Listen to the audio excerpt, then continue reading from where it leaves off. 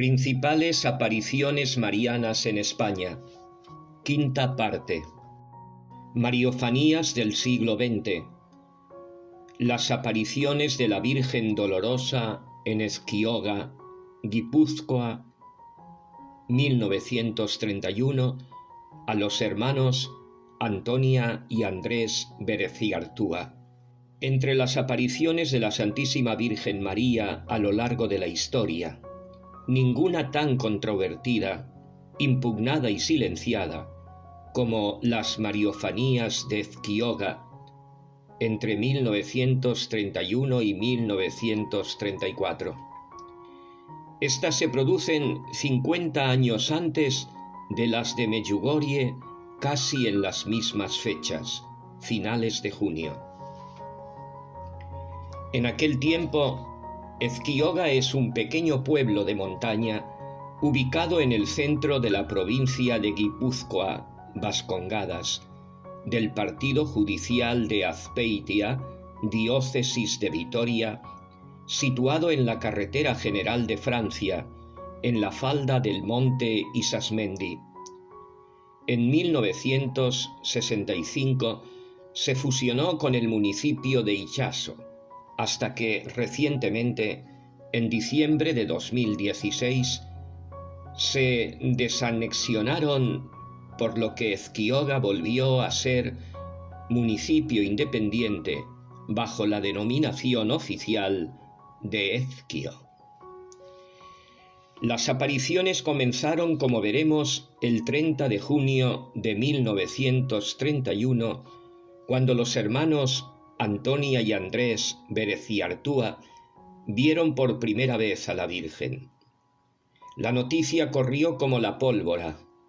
La aparición conmocionó a la opinión pública, haciéndose enormemente popular en pocas semanas a través de los medios de comunicación, y millares de personas comenzaron a acudir en peregrinación. A finales de 1931, 1 millón de personas había ido al lugar de las apariciones, la campa de Anduaga, en dicha localidad, con un pico de más de 70.000 peregrinos el 16 de octubre. Médicos, escritores y periodistas de toda España acudían a ver aquellos extraños sucesos. Numerosas personalidades de Europa, especialmente de Francia, Bélgica e Irlanda, se presentaron también en Ezquioga. Entre ellos sobresale el escritor católico y académico de la lengua francesa, Gaétan de Bernoville. En 1932, Pío Baroja escribió la novela Los Visionarios sobre las apariciones de Ezquioga, la cual fue llevada al cine en 2001 por Manuel Gutiérrez Aragón.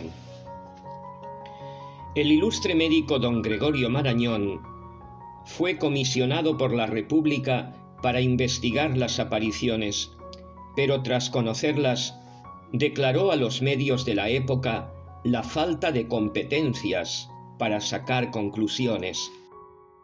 He estado examinando desapasionadamente lo que ocurre aquí y puedo afirmar que los médicos nada tenemos que hacer aquí, porque los fenómenos habidos en los videntes no pertenecen a la ciencia patológica, pertenecen a otros estudios que a mí no me competen. Que vengan los competentes y vean si los alcanzan. Muy pronto el número de estos videntes o visionarios, falsos videntes, fue creciendo imparablemente hasta llegar a sobrepasar el increíble número de 200, de los que no más del 10% podrían ser supuestamente auténticos. Y es que, como ocurre en todas las apariciones, Ezquioga fue un campo de batalla donde actuó tanto la Virgen como el maligno. Las desviaciones comenzaron muy pronto. Fenómenos aparentemente preternaturales se multiplicaban. Éxtasis, xenoglosia, algunos hablaban en lenguas como el arameo, estigmas, levitaciones, comuniones místicas, secretos, profecías y mensajes apocalípticos, fruto la mayoría de alucinaciones y de histeria mística, cuando no de auténtico fraude, en un ambiente de enorme fervor religioso. El investigador que en la actualidad mejor conoce estas mariofanías es el sacerdote pasionista Dr. don Antonio María Artola, quien ha escrito recientemente varios libros sobre el tema. ¿Qué pasó en Ezquioga? Pequeña historia de las apariciones, y El proceso eclesiástico sobre las apariciones de Ezquioga, 1934-1936, publicados en Lima en 2016 y 2017, respectivamente. El padre Artola distingue 3 etapas en las apariciones. La primera se cierra el 8 de julio de 1931 con aroma sobrenatural, en la que solo hay 2 videntes, Antonia y Andrés. Entonces empieza una segunda, que llama carismática, en la que se da una cierta inducción mística por la que se suscita o despierta en varios peregrinos un nuevo fenómeno de visiones extáticas y mensajes proféticos. Segundo grupo de videntes. Esta termina el 31 de agosto de 1931.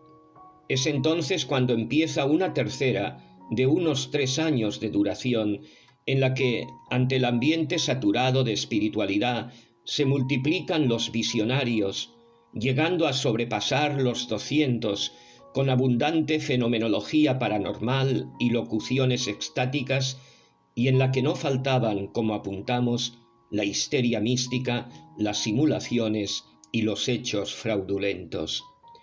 Sea como fuere, en los primeros meses casi todos los sacerdotes, seminaristas y personas religiosas de Guipúzcoa y Vizcaya peregrinaron a Ezquioga. Más tarde empezaron a llegar gente de toda España y del extranjero y a proliferar kioscos de venta de objetos religiosos como estampas, rosarios, etc. Es entonces cuando las apariciones empiezan a tomar un cariz político. Las autoridades de la diócesis, con el vicario general al frente, el obispo Mateo Mújica estaba desterrado en Francia por desafecto al régimen republicano, fueron posicionándose progresivamente en contra de las apariciones, llegando a perseguirlas activamente y reclamando incluso la intervención del Estado para ello. Sea como fuere, en la historia de las apariciones marianas, Ezquioga aparece en la cabeza de todas las apariciones del siglo XX condenadas por la Iglesia, con la peculiaridad de sufrir 2 condenas. La primera condenación oficial fue diocesana, mediante una carta pastoral del 7 de septiembre de 1933, y la segunda, romana, del Santo Oficio, por decreto de 13 de junio de 1934. El 18 de junio se publicó en l'Observatore Romano. Las peregrinaciones fueron decreciendo notablemente sin llegar a desaparecer del todo, aún en nuestros días. A nosotros nos interesa conocer principalmente esa primera época de las apariciones y a los 2 videntes originales, los hermanos Bereciartúa. Todo lo que vino después de la primera semana no se puede considerar como sobrenatural o verdadero, sino más bien y como mucho preternatural, no venido pues del cielo, sino del mundo, o más bien del príncipe de este mundo, Satanás.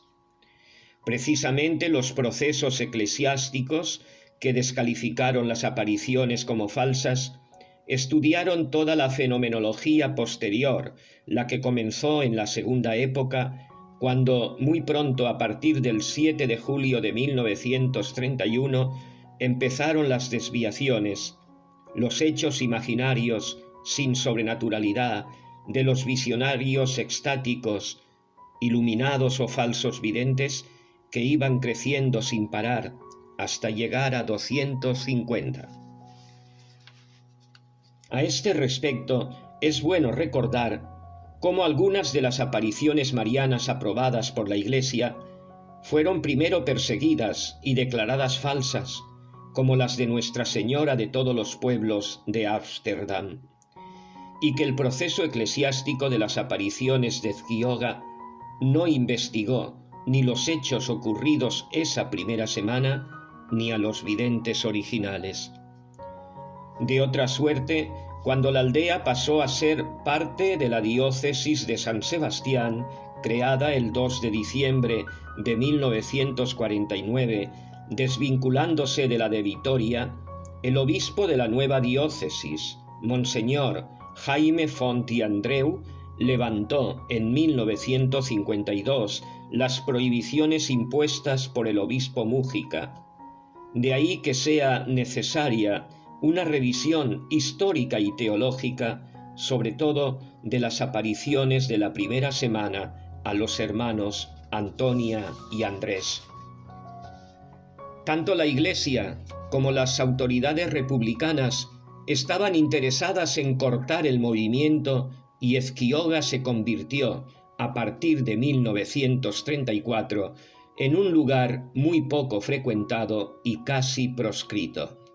La Iglesia fue posicionándose en contra de las apariciones principalmente por temor a verse enredada en algún tipo de conspiración política contra la República, y por el rechazo que causaba entre los sectores nacionalistas vascos del clero la orientación política de sesgo españolista que entendían estaba tomando el movimiento de Ezquioga.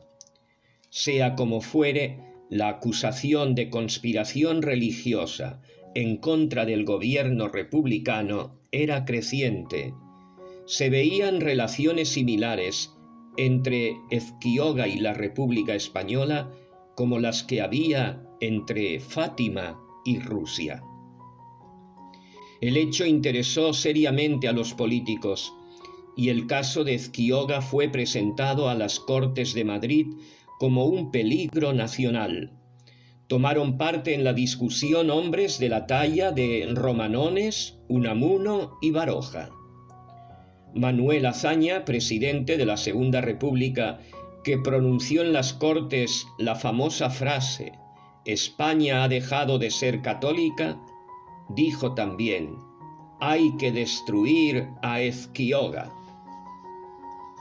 La persecución que sufrieron los visionarios y las mismas apariciones fue brutal, sin tregua, tanto por parte de las autoridades eclesiásticas como civiles. Los que no pudieron escapar, emigrar lejos, fueron encarcelados. Otros recluidos de por vida contra su voluntad en el hospital o sanatorio psiquiátrico de Mondragón, conocido entonces como manicomio. El descampado fue cercado y se prohibió el acceso al lugar. El padre Burguera y Serrano, investigador y defensor de las apariciones, fue también encarcelado, y su libro, Los hechos de Ezquioga ante la razón y la fe, quemado públicamente. Por su parte, el venerable Antonio Amundarain, párroco de Zumárraga y fundador del Instituto Secular Alianza en Jesús por María, cuya causa de beatificación está en curso, consideró las apariciones como verdaderas. Incluso llegó a dirigir en varias ocasiones el rezo del rosario en la campa, sufriendo vejaciones por su apoyo a los videntes. ¿Qué pasó realmente en Ezquioga durante la primera etapa, semana de las apariciones? Todo comenzó el 30 de junio de 1931, domingo siguiente de las elecciones constituyentes que dieron apoyo nacional a la Segunda República Española, séptimo día de la novena de la Antigua, cuyo santuario se encuentra cerca del lugar. A la hora del tercer ángelus, hacia la caída de la tarde, la niña de 11 años, Antonia Bereciartúa, bajaba del caserío Igarzábal Erdi hacia su casa, situada junto al campo llamado Anduaga en Ezquioga, llevando una vasija llena de leche. Al llegar al lugar en que su sendero cruza con el que va del caserío Basterreche hacia la vecina fuente, se encuentra con su hermano de 7 años, Andresito. En este momento, Antonia se para y de pronto en unos robles cercanos ve a la Virgen. Volviendo la cara inmediatamente hacia su hermanito, le dice en vascuence: no saben hablar en castellano. «Mira la Virgen». Entonces Andrés vuelve la cabeza y la ve también. Ambos se arrodillan inmediatamente. La señora, bellísima, lleva un vestido blanco y un manto negro con una corona luminosa, un cúmulo de estrellas brillando en sus cabellos. En el brazo izquierdo sostiene al niño Jesús, vestido de blanco, y en la mano derecha algo que parece un pañuelo. La Virgen no pronuncia ninguna palabra sensible, solo sonríe, pero produce en los niños un atractivo espiritual irresistible a rezar, y de rodillas rezan juntos el Ave María. Han tomado la primera comunión este mismo año. Terminada la oración, desaparece. En cuanto llegaron a casa, contaron los niños su experiencia. Nadie, ni su hermana mayor, ni sus padres, ni la gente les creyó. No obstante, las habladurías se extendieron hasta la vecina Zumárraga, cuyos párroco y coadjutor se interesaron por la historia de los hermanos Bereciartúa. Al día siguiente vuelven al Robledal poco después del Ángelus. La ven sola sin el niño. Se acercan a ella corriendo. Cuando tocan el roble, desaparece la visión. El 2 de julio, fiesta de la Antigua y último día de la novena, 12 labradores acompañan a los 2 niños y al párroco de Zumárraga, el venerable don Antonio Amundarain, que reza por primera vez el rosario. Al llegar al cuarto misterio, los niños ven a la Virgen. El día 3 la ven de nuevo en presencia del párroco, un coadjutor y un nutrido grupo de gente.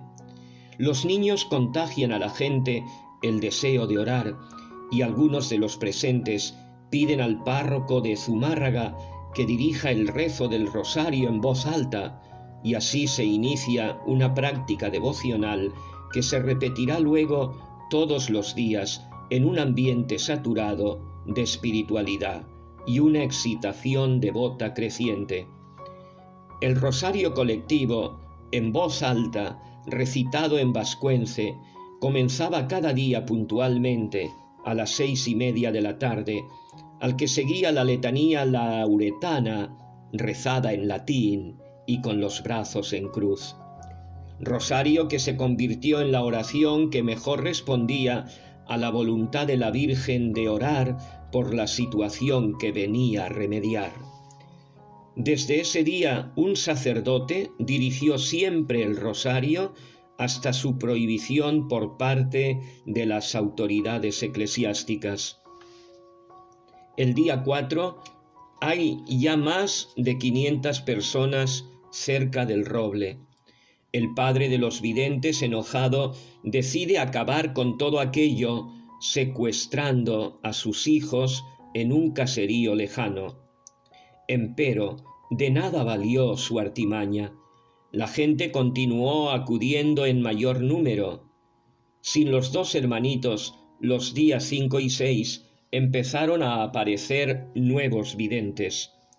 El día 7 se hicieron nuevamente presentes. Este día fue la jornada más importante, el final de la primera semana de apariciones y el final del protagonismo de los hermanos Bereciartúa. Ese día aparecieron las primeras informaciones de la prensa y la afluencia fue numerosa, 5.000 personas. Ese día sometieron a los niños a una prueba de veracidad. A la niña la dejaron en el robledal, al niño se lo llevaron a la otra falda del monte. A cada uno de los videntes le acompañaba un sacerdote. La visión empezó a las 8:15. Duró el tiempo de un rosario. Terminada la oración y desaparecida la visión, cada uno de los sacerdotes escuchó de labios de los hermanos una narración completamente coincidente. Confesaron que seguían viendo a la Virgen Dolorosa dando detalles sobre el manto negro, sobre la corona que ceñía su cabeza y de su aspecto, ora risueño, ora triste. Al final del rosario volvieron a casa acompañados de la muchedumbre. Esta noche terminó su protagonismo y comenzó el del grupo de los segundos y terceros videntes. El miércoles 11 de julio, ante más de 7.000 personas, comienzan las preguntas a la Virgen. Terminado el rosario, antes de las letanías, se oye una voz infantil que pregunta en vasco: ¿qué quieres? Era la de una nueva vidente, la niña María Azurmendi, que oye esta contestación: que reces diariamente el rosario. A partir de entonces, como ya dijimos, se multiplicarán los que dicen ver y hablar con la Virgen, y comienza un nuevo Ezquioga. De todos ellos, solo una pequeña minoría, no más de 15, se podrían considerar fidedignos. Entre los más conocidos se encuentran Benita, Evarista, Francisco y Josefa. Todos los demás fueron fraudulentos, o sufrían trastornos mentales, o simulaban. Sea como fuere, la singularidad de las apariciones a los dos hermanitos fue siempre esta. Ambos veían a la Virgen como dolorosa, sin éxtasis ni afectaciones. No entraron nunca en trance, aunque quedaban como transfigurados. Incluso en el estruendo propio de un ambiente de agitación de los días posteriores, cuando aparecieron nuevos videntes y la agitación dominaba en la campa, los niños mantenían el aspecto de recogimiento profundo de sus propias visiones. La aparición se acompañaba de una simultánea locución interior que les incitaba a orar. El mensaje era tan claro como simple, una apremiante llamada a rezar, y rezar concretamente el rosario. La Virgen venía a pedir oraciones porque la salvación del mundo está en la oración. Todos los problemas del hombre se resuelven con la oración. Ciertamente la Virgen no les habló, no hubo locución externa, ni dijo o explicó el porqué. Pero la situación social, político-religiosa de España hablaba con suficiente fuerza para comprender cuál era el motivo por el que venía a pedir oraciones y súplicas. El rezo comunitario del Santo Rosario fue el que provocó las visiones de conversión y otros fenómenos a modo de una onda expansiva que partía de la persona de los videntes Bereciartúa. La realidad contagiosa de Ezquioga era, pues, este rezo masivo que por su seriedad y fervor suscitaba efectos espirituales que atraían a la gente de una manera inexplicable. Los nuevos videntes interrumpían con frecuencia el rezo con espontáneas exclamaciones que enardecían al devoto público. Así se creó una maravillosa interacción entre el pueblo, los sacerdotes que dirigían el rezo y los videntes que lanzaban al aire sus gritos de oración. El efecto era como el oleaje de un océano místico que arrastraba a la multitud. No hubo en Ezquioga ni misas, ni rezo de salmos o plegarias litúrgicas, solo el rosario. Era un inmenso clamor de la muchedumbre enardecida por la piedad y el fervor. Los nuevos videntes describían a la Virgen como una Mater dolorosa.